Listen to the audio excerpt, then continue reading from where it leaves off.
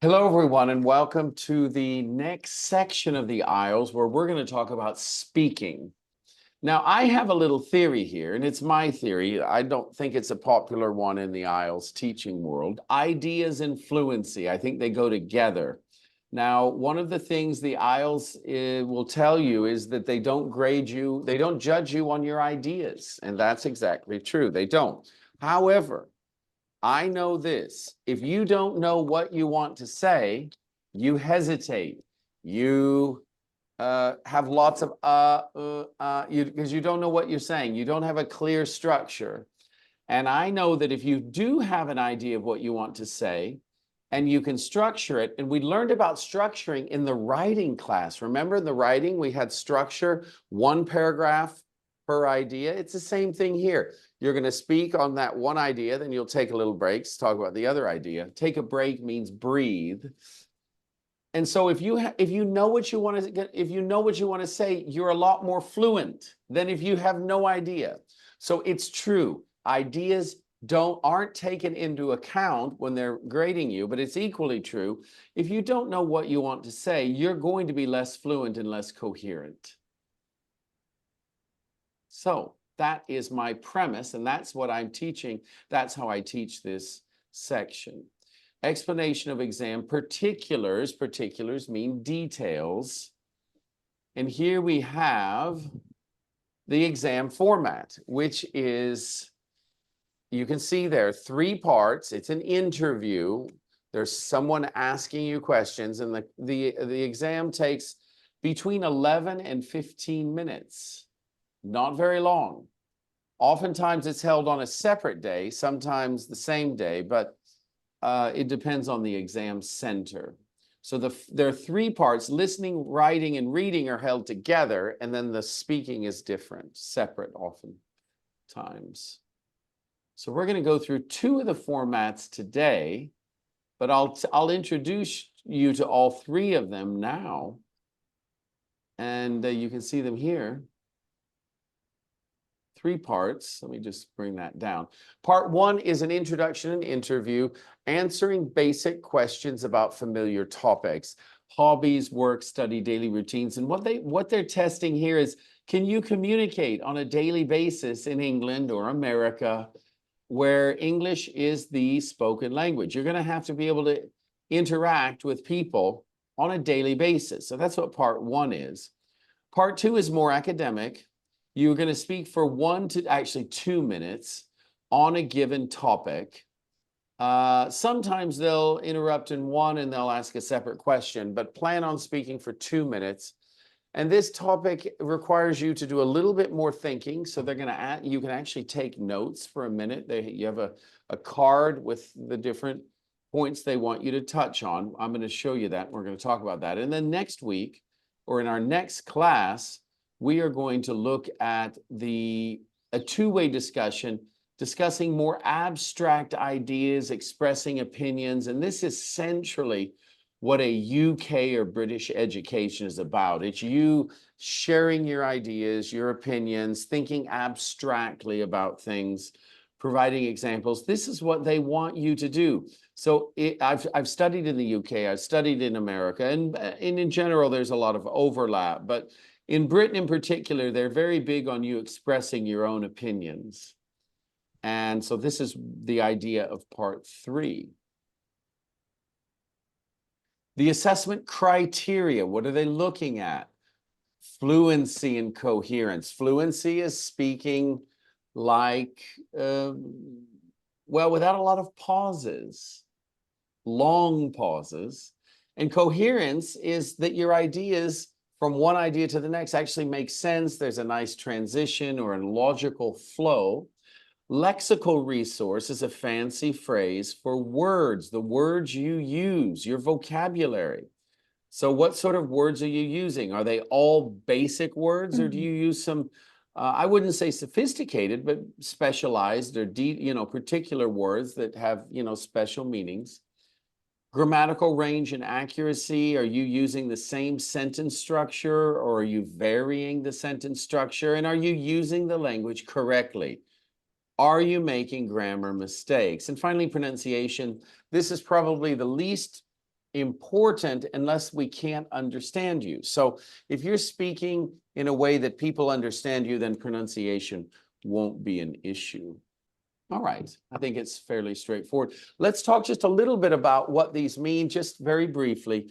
Fluency is to talk with normal levels of continuity and rate. So you don't have these long pauses. You're speaking in a very natural, not too fast, not too slow. And it doesn't look like you're, labored. This is effort. If it looks very painful, that can also affect your score because probably you won't be as fluent.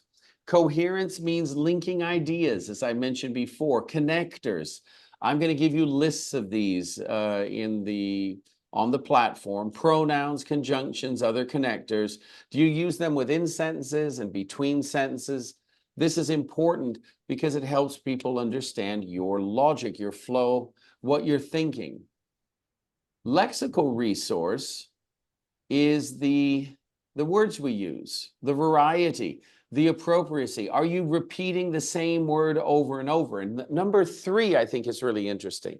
We are going to there will be a time in the speaking section where you just forget a word.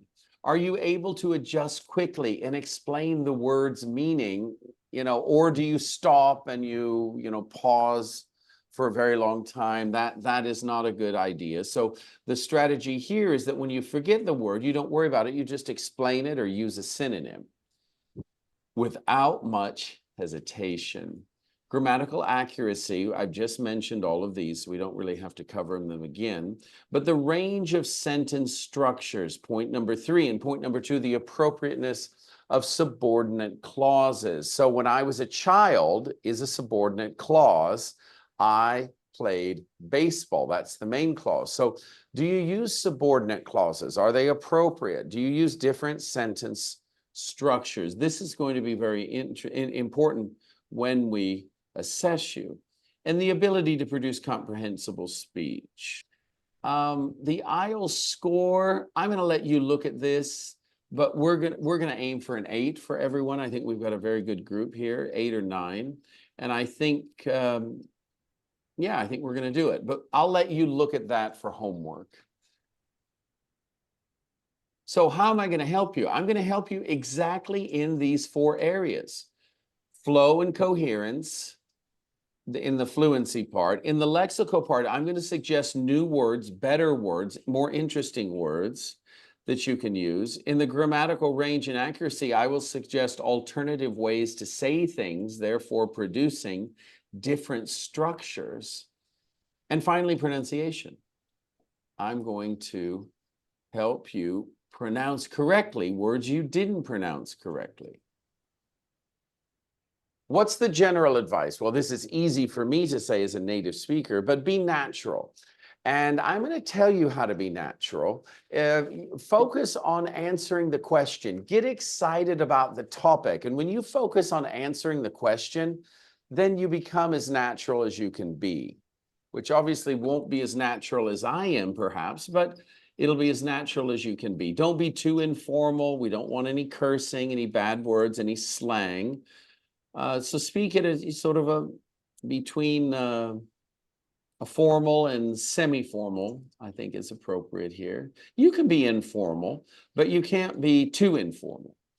And listen carefully to the question. This is one of the big problems. Some people don't answer the questions that were asked. This is a very big problem. You've got to answer the question directly. And we're going to practice that today, in fact, how to answer questions directly. Speaking part 1, here are the instructions for part 1. I will introduce myself. I'm Professor Corton. They'll check your identity, your card, to make sure you are who you say you are. And then the questions begin. Now, this part will last about 4 to 5 minutes. It's quite long. They'll ask up to 10 questions to get you to speak. So you don't want to speak, using yes or no, but you want to actually give full sentence answers so that you can take up some of this time. And it again focuses on your ability to communicate on everyday topics, things we talk about every day in your language. You're going to talk about it if you come to England or the United States. So here's some of the questions that you might be asked about work, about study, about your home, where you're from. When you go to a new place, everyone wants to know where you're from. Occasionally your birthday or, any sort of hobby like art. Computers are a big thing right now. A daily routine. When do you normally wake up? Or your hometown. Tell us something about your hometown. All right. So those are sample questions. We're actually going to go through those now. And what's the strategy? Be natural. Focus on answering the question. Don't focus on being nervous. Focus on talking to me. And when we're talking about everyday questions, we really want to try to eliminate errors. This is going to be the easiest part of the test. So you want to eliminate as many grammar errors. You don't want to have many errors. And the other thing the reason you want to start out really well especially the first sentences, and we're going to talk about the first sentences, we're going to practice them. It's because they make an impression. And first impressions are the most important impressions you can make. Now, some people might say the ending is what's important. That also is critical. But when you first start talking, people think, oh, okay, this is a 5, this is a 4, this is a 9. They automatically pigeonhole you or give you a preliminary assessment. It's sometimes hard to move from there. And you're going to practice this part with a recorder. You're going to record for your homework. You're going to record, listen to your voice, note the mistakes, and then send it to me, and I'll add to what you heard. So the first section is 4 to 5 minutes. We'll probably go 3 to 4 minutes, and then we'll talk about it. So who would like to begin? All right. Hello, please have a seat. Thank you. Okay, I'm Professor Corton. Very nice to meet you. Nice to meet you too. Okay. You're going to have to speak louder or I won't be able to assess you. I can't hear you. All right. So tell me, are you working at the moment? Yes, I'm working at the moment. I've got 3 jobs. Wow. Tell me about them. First of all, I'm an accountant at 8 cafes in Moscow. Um, Secondly, I am a teacher. Actually, I'm not a teacher. I see myself as a tutor. As a tutor, I inspire teenagers to study mostly maths, sometimes English, sometimes Russian, and so on. And my third job is an administrator at an art school. I don't teach art because I'm not an artist as Nancy, but I just meet pupils. I talk with their parents. I take money, something like that. Okay. And which of these jobs do you enjoy the most? Which of the jobs I like the most? Yes.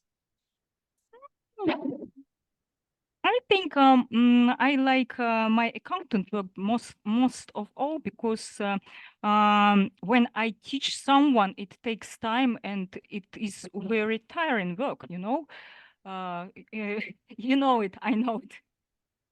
And while accountant, I don't have to speak to anyone. I don't have to share my energy with someone. So it is less tiring for me, and I can take my laptop anywhere and work from any part of the world. So it's great plus for this job. So you prefer working remotely or in the office? I prefer working remotely, but I cannot show myself, my beautiful dresses, my appearance, but it takes less time and I'm more concentrate on work, and I think it's better. And it's better for me because I've got 2 children and I have to bring them up and spend my time with them. Very good. Tell me, if you could change any of these jobs, would you change it to something else? What would that new job be if you could change any of these? I'd like to have a lot of money to put them somewhere to the bank and to have money without doing anything because I'd like to travel.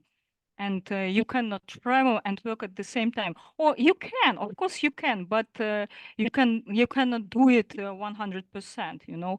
So I don't like jobs which I have to attend, but they have pluses too. I can show myself, I speak with people and something like that. But some of my pupils, you know, come to my house. They are my neighbors, so I can speak them offline, with them offline. So that's Very good. And what do you think you'll be doing in the next 5 years? In 5 years, where do you think you will be with your, I don't know, teaching or accountancy or managing? I'd like to have my own business because I had it in the past. And I'd like to have a lot of money and to have more free time because I have sell all my time for earning money and I don't have time. I have money, but I don't have time. Very good. So if you could travel anywhere, then where would you go? Where would you live somewhere else? Where's your favorite place? I have tried, you know, I have tried because in my childhood I lived in Damascus in Syria. I have been living for I had been living for some time in Pattaya, Thailand because I had a flat there. I had been living in Georgia for 2 years, so I have a great experience in living in other countries. You know, I love Russia most of all, but I'd like to have a flat somewhere where the climate is better than in Moscow, because in Moscow, 9 months of winter is very hard for me. I'm quite depressed in February or March, so I'd like to escape from Moscow at this time of the year. Nice. Very good. All right, let's stop and talk about this. Well done. Thank Nancy. Nancy also thinks you did well. She clapped. So now let's look at this. Nice job. I think this is a very solid beginning. Not many mistakes. I didn't understand. Did you say accountant place in Moscow? Accountant place? Your Oh, job, your first job, accountant place? an accountant. I some things I don't Okay. know. An accountant is right. I'm an accountant in Moscow. That's I'm an correct. yes. I'm an accountant in Moscow. I thought I heard something else. I No, thought no, you no. said, I'm an accountant. okay. Did you say, okay, you said which of jobs are you talking about? Which jobs, not which of jobs, which jobs? You asked me a question to clarify, which is great, but your question was wrong, unfortunately. So what, not which of jobs are you talking about? Which jobs are you talking about? Without of. Yeah, Mhm. without of. You can say which of these do you like, but when you're talking about which, jobs, which cities, Which plus noun. Which yes, plus that's noun. right. That's right. Which of when you have a plural or options. Mm-hmm. I have to, you mentioned, okay. So I thought I heard in the middle distressed. Did you say distressed or depressed? Depressed. Okay, very good. Now you said I'm more concentrated. No, you said I'm more concentrate on my work. Concentrated. That's right. Concentrated. I didn't hear the D. Bring them up. Now you said I have to bring up my kids. That's fine. Raise is the more common word. I have to raise my children.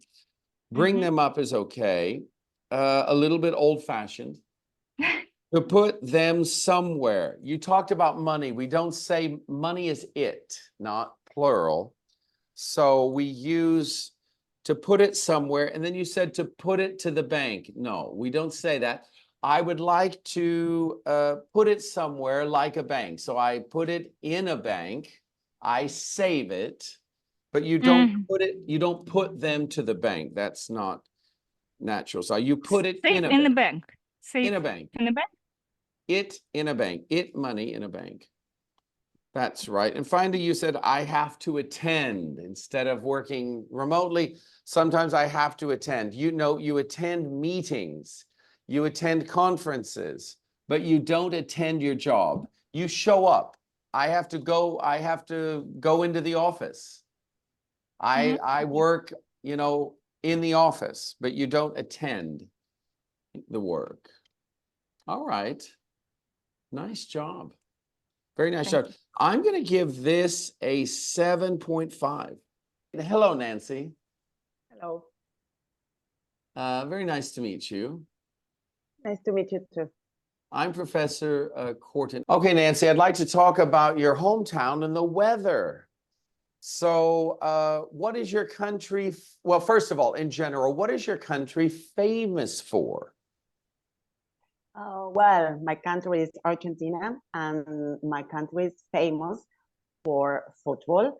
Is For famous what?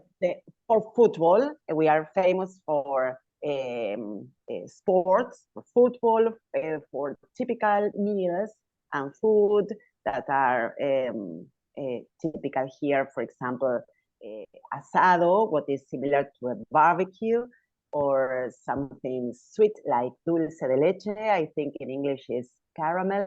I am not sure, but these are typical here. And of course, a drink like mate, we are constantly drinking mate. It's like similar to tea, but you don't drink it using a cup. You use You a what? gourd. You don't drink mate using a cup, like a cup of tea, but you use a gourd. I think in English it is called gourd with a straw. So you drink mate as a beverage, a hot or warm beverage. And well, Argentina is also famous because of their friendship. People here are very sociable. Yesterday it was Friendships Day, and people gather together and celebrate friendship, and they send greetings and affectionate messages to each other, because friendship is very important here. And another thing for which my country is famous maybe is the different kind of weather. We have from very cold weather in the south, Patagonia, and very hot weather in the north. And we have mountains and we have different landscapes, and so it makes it, it produces different weathers and temperatures. Okay, let's talk So about where you live. What sort of weather do you have? You know, you've talked about these extreme climates. What about your hometown or the place you're living? Okay, I live in the capital city in Buenos Aires, and I live near a river, a very important river here. It is called Rio de la Plata, and it is now it is winter, and it is quite cold. It is quite a cold winter this year, but it is very wet. In general, it is wet. It doesn't snow here. We have very hot summers, and of course, falls and springs are beautiful seasons to live Very and to nice. experience. What's your favorite kind of weather personally? I prefer winter to cold weather to hot weather, but this winter in particular is very cold. So, well, I don't have, I don't feel like going out so much, but I prefer winter. Okay. And so how would you say Argentinians are different in the winter? Are they different people in the winter? How does the weather affect them? You. I don't know. I'm not sure if there is a big difference in relation to how people behave, because people want to go out and they dress up with very warm clothes and they go out. Now we are in winter holidays and all the children are outside and they want to go for a walk and go to the different entertainment offers that there is outside, there are outside. And people like traveling a lot. So whenever they can, they travel. So I Very don't think nice. winter and summer also we suffer hot weather, but people are outside. Very nice. Now, when it's wet or the wind, you said in winter it's wet. Does it affect how people move about travel? Does it affect the streets and cars and congestion? How does it affect travel in the winter time? No, I think at least in Buenos Aires, it doesn't affect it so much because as there is no snow and there are no icy streets. So in general, cars or vehicles have no problems in general. Very good. So when you go on holiday, what sort of climates do you prefer? Well, if I go to the seaside, obviously I prefer summer because at the seaside it is more enjoyable. Or maybe we have mountains here too, so I enjoy going to the mountains. Next October, I'm going to the mountains to the west, next to Chile, so it's beautiful. So do you Also. actually go hiking or? No. I prefer walking. I prefer knowing different places. I don't like doing the same things every day. I love knowing people and knowing places and knowing going sightseeing um, and just being being in the nature. Very good. Okay, well, your country sounds lovely and worth visiting. I want to try mate very soon. Yes. So let me, You will be welcome. yes. Oh, it sounds lovely. Now let me talk about your speaking. Very good. It was a bit confusing about the straw. You could have just said, but we don't drink mate like tea. We use a straw. But you said something else that was a bit confusing. So that would be easier. We drink mate with a straw. Try that one. Okay. Okay. Let me hear it. We drink mate with a straw. Yeah, or we use a straw. You said Or we use- yesterday was Friendship Day. Actually, you said Friendships Day, and we would say friendship. It's not with the S. Yesterday is Friendship Day. Even probably, maybe in your language, it's a plural, but not in English. It's Friendship Day. I thought it Ne- was like the possessive case. Friendships Friendships because of Day. the No, possessive. Friendship Day. No possessive. No, Okay. no, no. Okay. Friendships should never be possessive, Nancy. Okay. No. No. People should be free. Yes, you're right. Okay. Next, you said that it was yesterday, but you used a verb in the present. You said yesterday people celebrate, and it should have been celebrated. They celebrated friendships. Nancy, did you celebrate Friendship Day? Yes. Yes, I did. You said, I think you said there are a lot of entertainment offers. Yes, I said that and I That's doubt not it. so common in English, to be honest. Entertainment opportunities, possibilities, lots of venues, lots of entertainment venues is a nice word. Offers is a little bit unnatural, to be honest. Although it's technically not wrong, it's grammatically correct. Then the other thing you said that we have to fix, and this is directly from Spanish, so we're going to blame your idioma, your language. Yes. Idioma. You said, yes. I like going to places and I like knowing different places and knowing different people. We don't say that in English. Okay. I like to visit different places and meet new people. Visit and meet, not knowing. We do not use know in that way. I know English. I know math. But we don't know places and know people. I mean, I know someone, I know him, but I met him yesterday at the friendship celebration. Now, great job. I honestly, I think I will give you an 8, Nancy. You did a great job. Not many, just very few mistakes. The knowing part at the end made me think maybe it's between a 7, 5, and 8. Both of you did, but the point is, it's very good for both of you. Thank The you. knowing at the end was unfortunate because that is a mistake we don't want to make. The other ones were honestly very, very small. But the knowing was the big one. At the end, you said it 3 times. Knowing new places, knowing new places, knowing new people. Visiting, meeting is what we want to do there. But Thank you. otherwise, a stellar job. Stellar means excellent. Actually, a stellar performance for both of you. Very similar. I gave Nancy a little bit higher because she just made fewer mistakes. And only one rather consequential, serious one, knowing. All right, nice. I think both of you are naturally good at the first question, and I think I know why. You love to talk about yourselves, both of you. I had to stop you, or we'd still be talking about Anastasia's 33rd job that she currently holds. Now, now I'm joking, but this is a huge benefit on the IELTS. Here's why.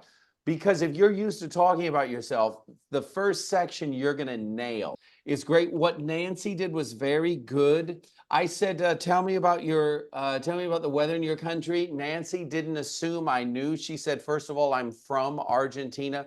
So she explained everything. You have to be very clear. And Nancy did a great job. You can't assume anything because I have no idea. And then the whole time I'm thinking, well, where's she live? I don't know where she lives. So make sure that you're very clear. So, did you enjoy, for example, if I've had to ask Anastasia, did you enjoy your last holiday? You say, yeah, it was amazing. I did this, this, and this. And all the time I'm thinking, well, where is she? So I loved it. My last holiday was in Istanbul last week. I went there and I combined work and travel. Let's go to speaking part 2. And here we go. This is called the long turn. Now, the long turn means it's your turn. Your turn means it's your time to speak. So it's a task card on a topic which includes points to cover in their talk. So you're going to be given a little card, or it'll flash up on your screen, and you'll have 1 minute to think of answers. Now, some people like to take notes. Others just like to think about it. So, and then you're going to talk for 1 to 2 minutes. Actually, I want you to, if you can talk for 2 minutes, you will. If you stop after 1 minute, I'll ask a follow-up question. And so this whole thing will take about 3 minutes or so. And this is now where it gets a little bit more academic because it's structured. And here you want to pay attention to the cue card, the points they ask you to bring up.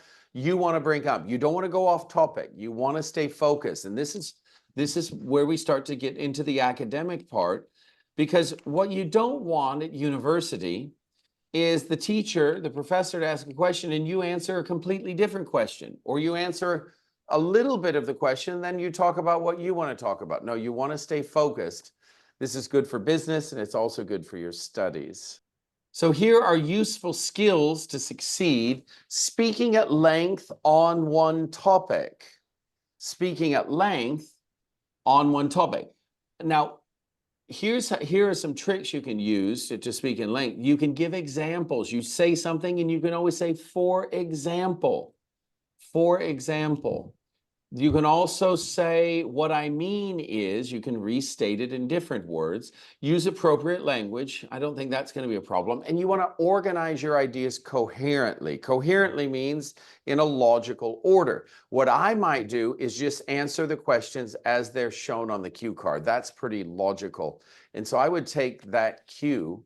I would answer the questions in order. That's going to be the easiest way.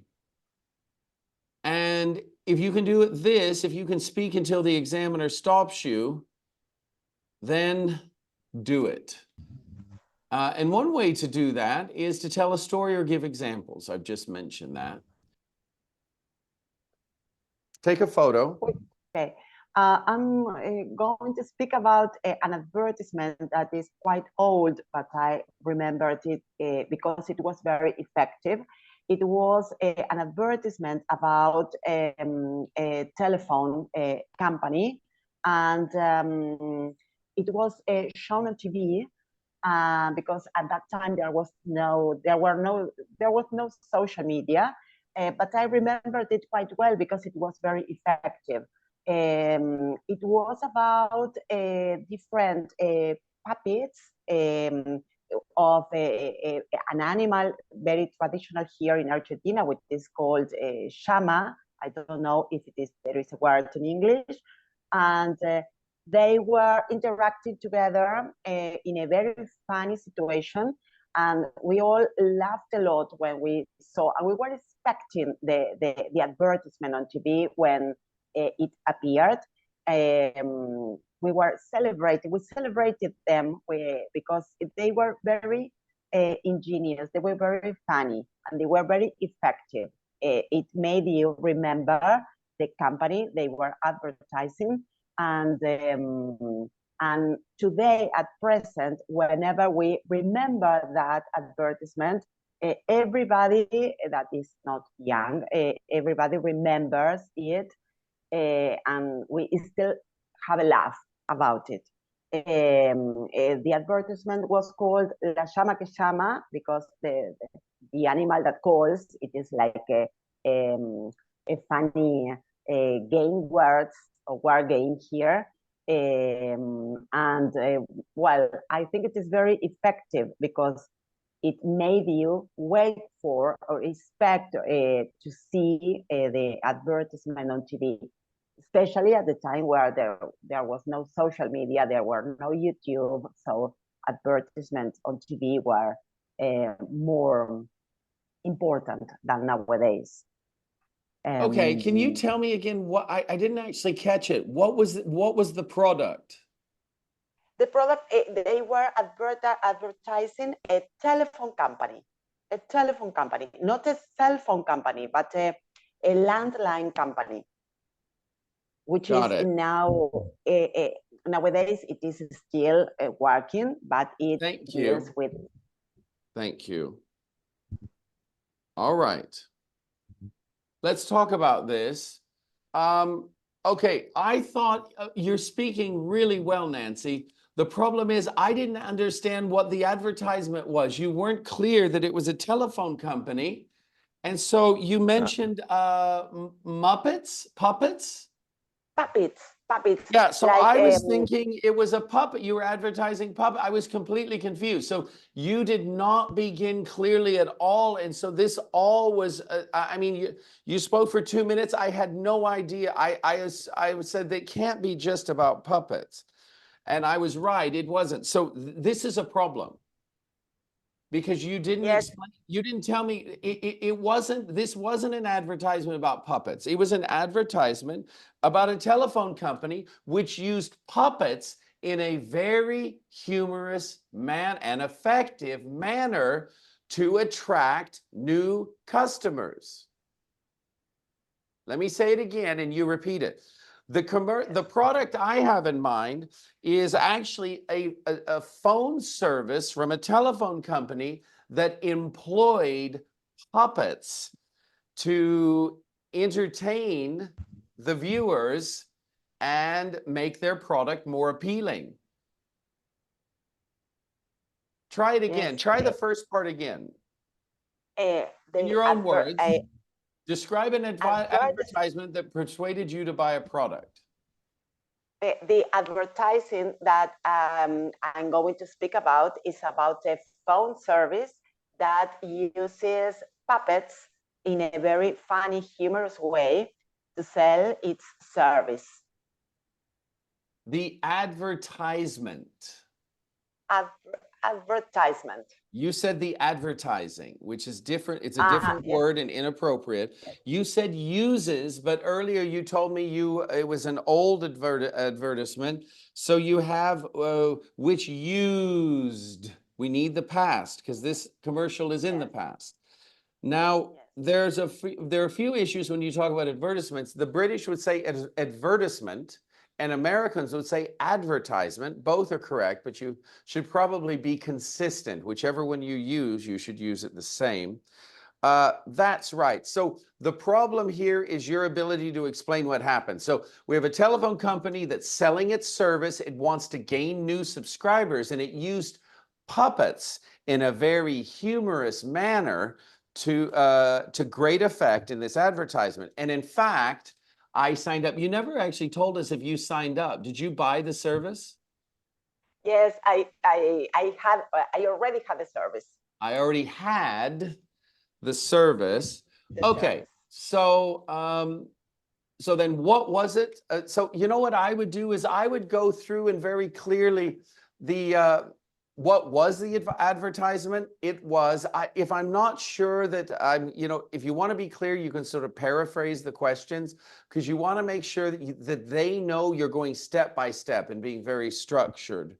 So what was the advertisement? The advertisement comprised or was made up of two puppets that interacted together in a very humorous manner. Now, you said it was a funny word game, but I'm sure that it wasn't a game. I'm sure they were using I guess the word play. Is that what you want to say? It was word play? Wordplay. Yeah, a game is different than word play. Do you know the difference between word play and word game? I think that wordplay is what I meant, that Shama is animal and Shama is also call. So very good. Animal that calls. Exactly. No? So what was good about the advertisement is they did a word play on the word shama, which has two meanings, this and this. Now, a word game is like Scrabble. So you confuse me with word game, unfortunately, because I'm thinking, well, they playing a game on the advertisement? I thought that was a bit strange. A telephone company. Okay. It's still working today. You said the company is still working today. No, it's still in business today. We say in English, the company is still in business today. All right. Unfortunately, this one wasn't as good. So, yes. but you know what I feel? I started in a very confusing way. Yeah, but it's okay. It's the first time. So Nancy, here's what I'm going to suggest. I'm going to suggest that you use the cue card for the structure. So listen to this. I'm going to give you the first word in each section. Listen to what I'm doing. All right, the advertisement. Look at my page and just listen, because you don't have to write anything down because you've got the recording. Listen to what I'm doing. Look at the cue card and listen. The advertisement I'm going to describe today is one from a local phone company, which employed two puppets in a very humorous manner to attract new customers. The advertisement centered around these Muppets, which actually interacted together in a very humorous way. I saw this advertisement not on social media because it's a very old advertisement, but on the television. And this was, I think, 25 years ago. And okay, so then you can talk more about that. That's the third section. The fourth section, what I loved and what everyone loved about this advertisement, I have to say it was one of the most memorable of the period, is the word play on the word shama, which might not have an English equivalent, I don't know. But in my language, shama has two meanings. So there was a play on words, and it was very effective. It not only was referring to the Muppet, but it also was it also referred to a phone call, which of course was appropriate for a phone company. And the reason this product was very attractive, as I've just mentioned, is this play on words, is the fact that we were smiling and laughing. Everyone looked forward to watching this commercial almost as much as the television show that was around the commercial. So very, very effective. Do you see what I've done? I start each new section by taking parts of the cue. Now, you probably should admit that you bought the product, or to be honest, I already owned the product. I already, you know, was purchasing their service. So it wasn't one that I knew, but it was definitely the most memorable commercial from my younger days. So, Yes. Nurhan, based on my comments, what did you learn about section 2 that you didn't know before? Okay, I learned that we have to answer every question step by step, and we need to take the main word or the main word from the question and use it to expand our answer. Excellent. Perfect. That is a perfect answer. And if you learn that, you learned a lot, because that is a nice strategy. Now, this seems so obvious, but let's talk about why this is difficult. This is difficult because for a lot of people, I don't know about you all, but a lot of people, when they start talking, guess what? They're in their own world, and they forget to look at the cue card. They forget to, still think. So some people struggle with speaking naturally, fluently, and still keeping track of their ideas. Some people just start speaking and they lose track of everything. So this is why it's difficult for some people to stay on point. To stay on point means to stay focused on what the question's about. Now I'm going to describe a thing which is very important for me. This thing is a car. I've been dreaming for having car since my childhood. I've got a car. It's Nissan Murano. I've got it from a car dealer shop.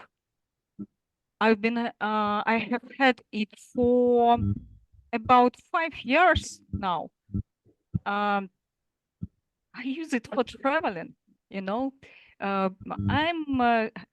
it's basically because I am a great traveler. I like traveling a lot, so I like driving. So car is very important for me. It's like a member of my family. I love it. I take care of it. I change wheels from summer wheels to winter wheels or something like that. It is very important for me. It's very important for me to have a car because with it I feel like I have some kind of freedom. Because in Moscow we have 9 months winter, so it is very convenient to have a car near your house and just to walk down and drive somewhere.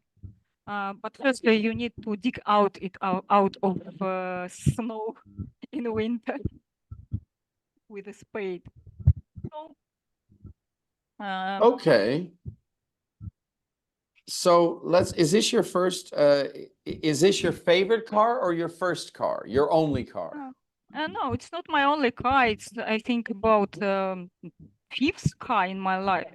But So it's why the is most this one so special compared to the others? this car is very special compared from the others because it is a very good kind with very good speaker system, both system. Because I like traveling and listening to the music at the same time. And acoustic system is very important for me. It's very convenient. Okay. Thank you very much. That was 2 minutes after one question. Very good. So again, like Nancy, it was a little bit more difficult. You use the word good a lot. It's a good car. That's not a very good answer. So we want to, but it's fine. You use some very good words, some really, I think, interesting words. Acoustics was a very nice word. I like acoustics. I'm not sure it was used exactly in the right tense, but listen, you started out by saying, I've been dreaming for having a car, I'm dreaming for having car, you said, or something. Yes. Listen and write this down. You don't want to make this mistake. This hurts you. This puts you right immediately down at a 5 or a 5.5. So the last one was 7, but then you make a very serious error. I'm dreaming about, or I was dreaming about a new car, not for having a car. We don't use having in this sense, not for having a car. I've been dreaming about this car for a long time. You said car dealer something, something after car dealer. I didn't understand, but it was, I don't think. Car dealer shop. Okay, we don't say shop. We just say a car dealer. Car dealer. I got it from a car dealer, not a car dealer shop. And to try it. I don't remember what you said. You said to try it, but it wasn't natural English. You said I changed the wheels. We don't change the wheels, and neither do you. You change the tires. I changed wheels because I changed it with discs. Yeah, but we say tires, I think. But I changed wheels. Yeah, you do. Okay, but we say tires in English. Okay. And you said we have 9 months winter. Yes. Everyone understands you, but that's not correct English. So we have 2 ways to do it. Here's very natural. Our winter lasts 9 months. You have to have a car here. Our winter lasts 9 months. You can also say we have, listen to this, and I'm going to write it down. You've got to pay attention to the details here. We have,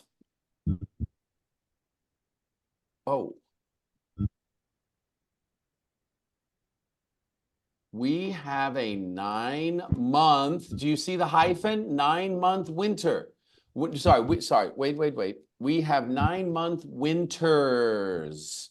We have 9-month winters. 9-month winters, but not 9 months winter. That is a grammatical error that's quite common. Yeah. So, but the best answer is our winter. I think it's the most natural. Our winter lasts 9 months. Winter is nine months of the year. So that is another one. All right. Dig it out or dig our car, but we have to dig out it or something. This was not, you don't dig it out. We have to dig our car out of the snow. I guess you can say that, but you got to say the right words. Dig our car out of the snow.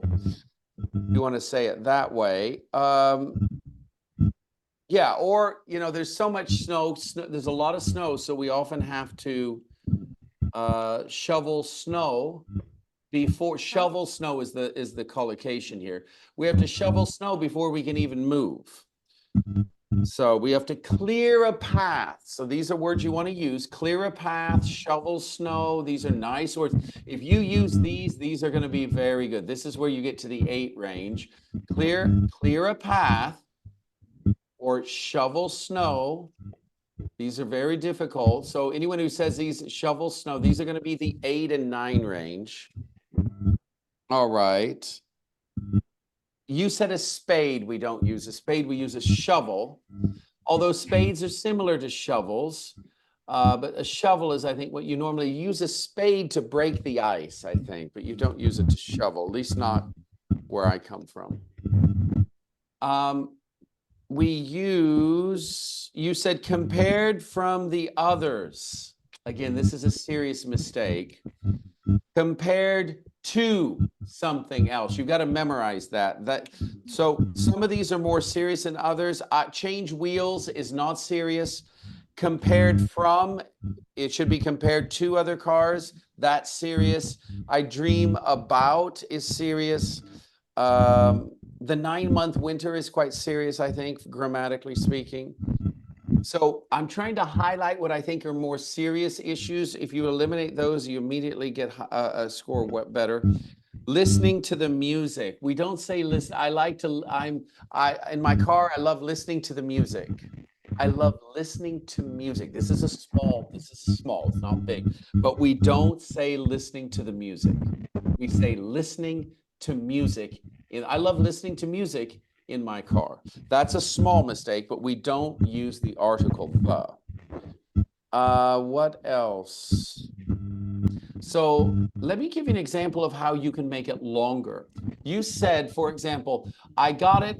How long have you had it for? I actually don't remember. Did you say 5 years? I can't remember. 5 years. This car Okay. 5 years. 5 years. Yeah, I've had my car for 5 years. Now, how do you make it longer? So if you want to extend, So you can give examples, which this isn't appropriate here. You can give a comparison. So that's the longest I've ever had a car.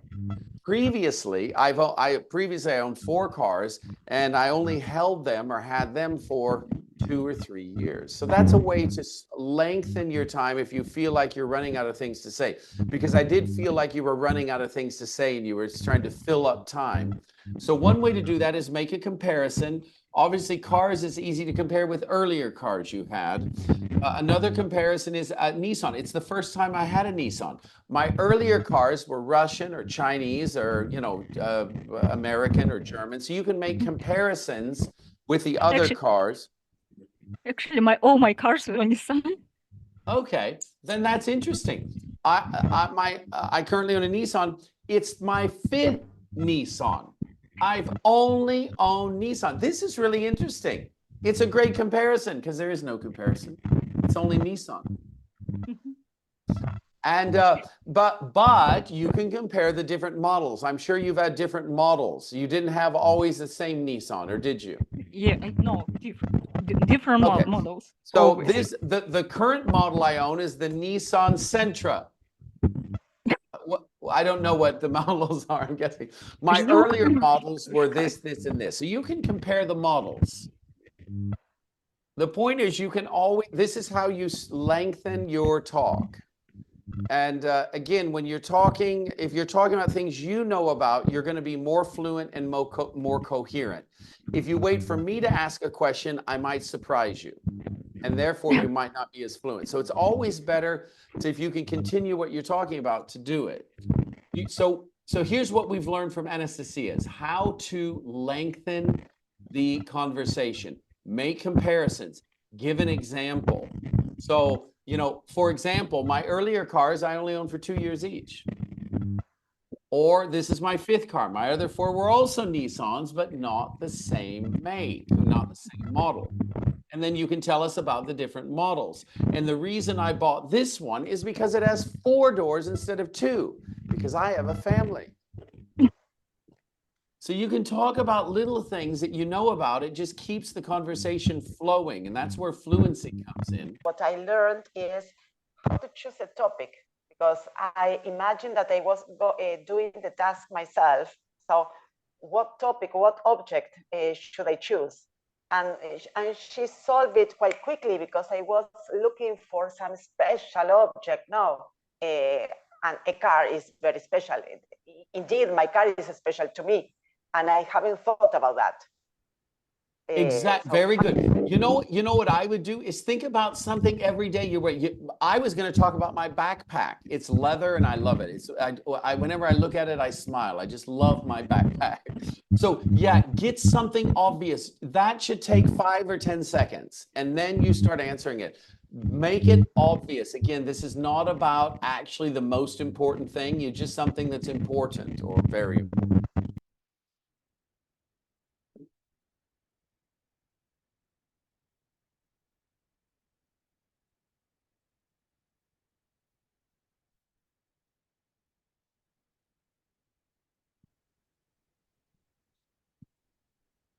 Can I change the question because I didn't read a book recently?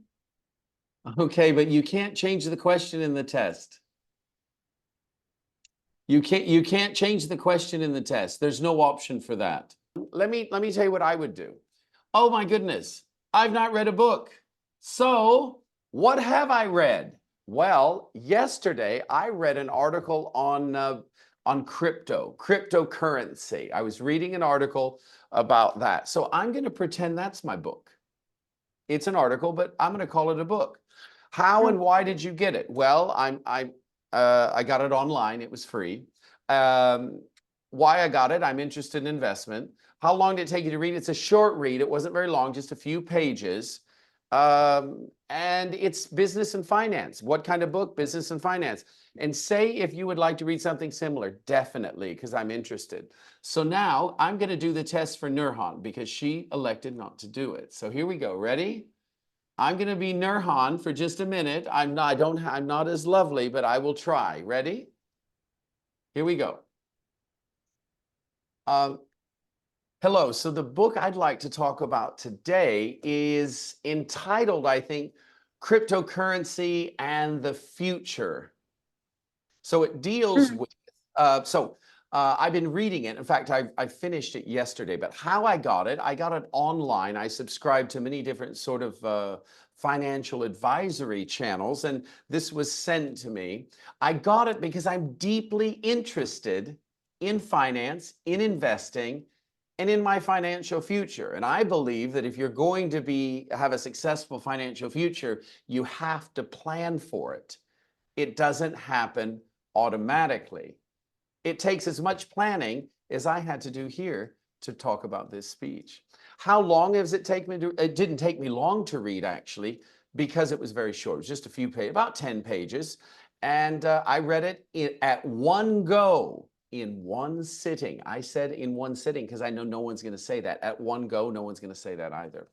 What kind of book it is? It's finance and investing. And I'm deeply interested in this. So the last question, would you like to read something similar? Most definitely, because I think the more I know about financial aspects of the world and my, investment portfolio or my interests in finance, the better my financial positions can be. And so I'll definitely read more about this in the future. And I might just add that just to make a short comparison with the crypto, when I was very young, I did the same thing with stocks and bonds. I was a very avid reader of investment guides, of stock guides. Now, what have I done here at the end? I finished, and then I made a comparison with something earlier, my crypto stuff versus my stock investing, just on the traditional stock market.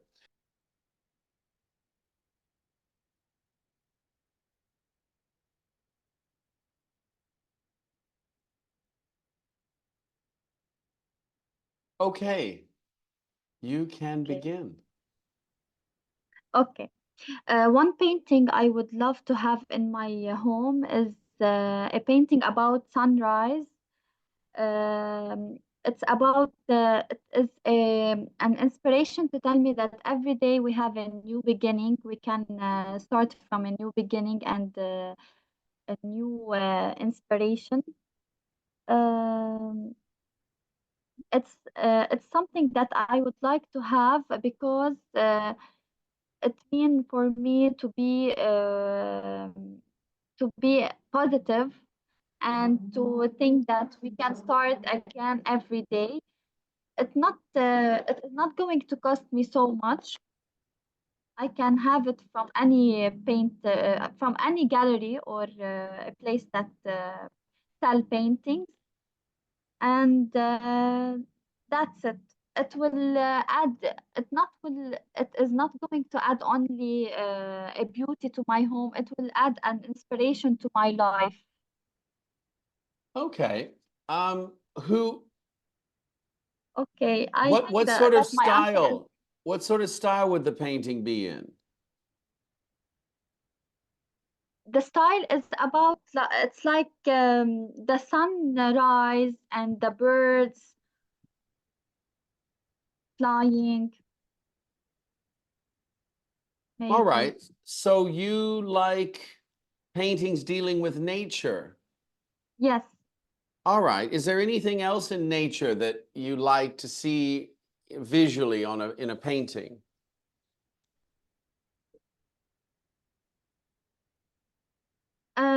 I would like to see the phoenix bird Okay, and you've the mentioned birds. Is there anything else that inspires you in a painting? Is it just sunrises and birds, or are there other things that inspire you? colors as well. The colors that give me good thoughts and good mood.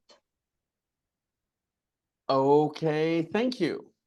Now we've just finished. That was 2 minutes. Okay. Well, first of all, good job. Always the first time's the most difficult, I think. Okay, let me tell you in order what was the problems. First of all, you're speaking. You spoke, I think, pretty well. You didn't make many mistakes. I would put this talk at a 5.5 or 6. It's in that area.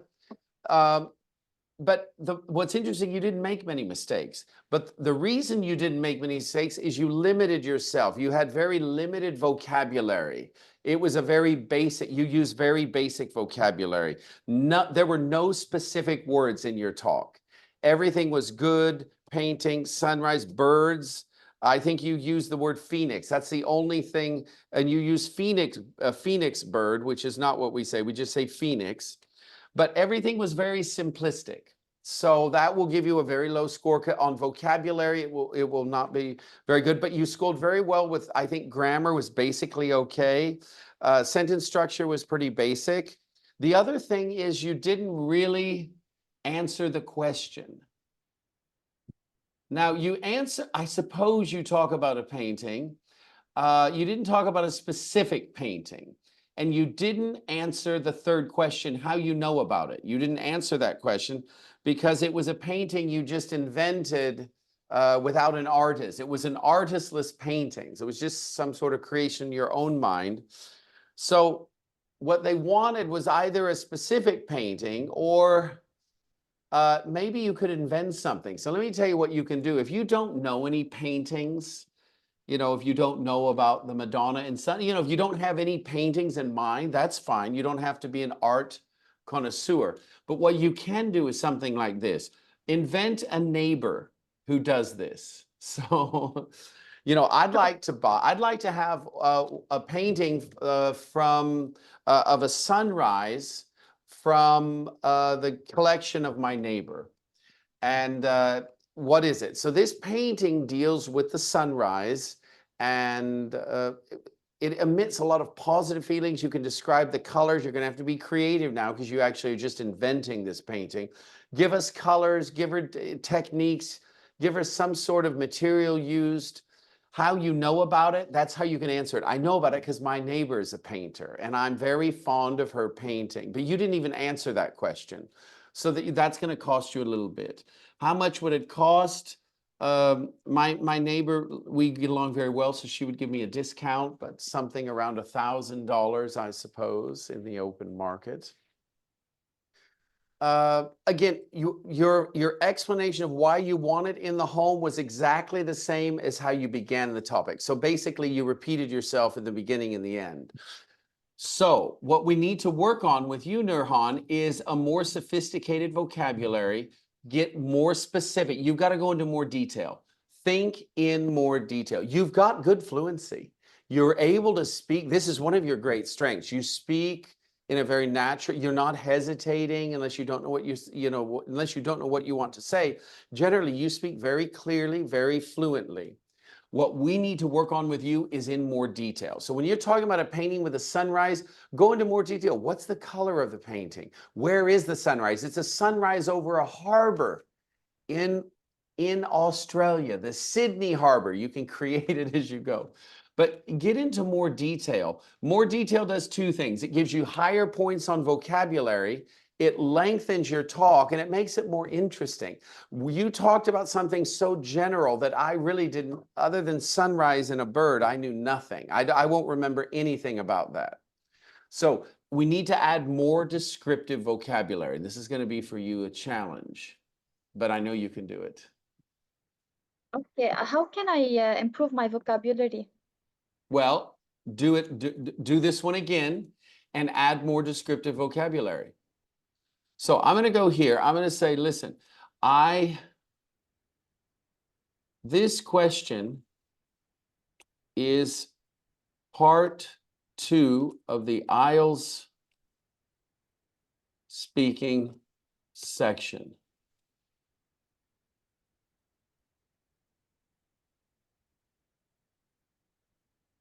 My answer was too general, according to my teacher. Can you answer each of the prompts above and provide descriptive detail to fill 2 minutes? 2 minutes of talking.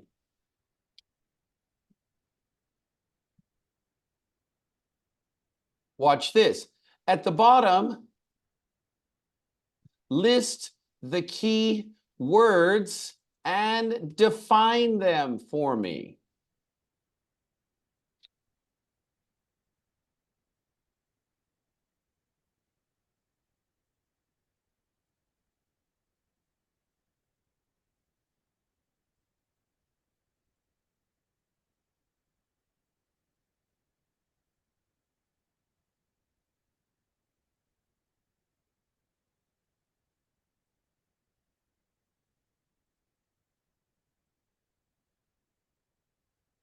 Now, in 5 minutes or 3 minutes, you have 12 new words and a full response. Now, here's what I would do. I would read that response as my answer. I would start to understand how long it takes. You need to know about how long 2 minutes is. This is probably 2 minutes. I haven't done the word count, but 2 minutes is about 175 words. Between 200 and 175. So the painting I would like to have in my home is The Starry Night by Vincent van Gogh. It's a famous masterpiece depicting a swirling night. I mean, these are really great. This is great vocabulary here. All right. Well, thank you all. I think we did a really nice job. And I'm looking forward to the next meetings. And we're going to look at, we're going to recap this. We're going to look at section 3, which is a little bit more difficult than section 2. But we're going to go step by step.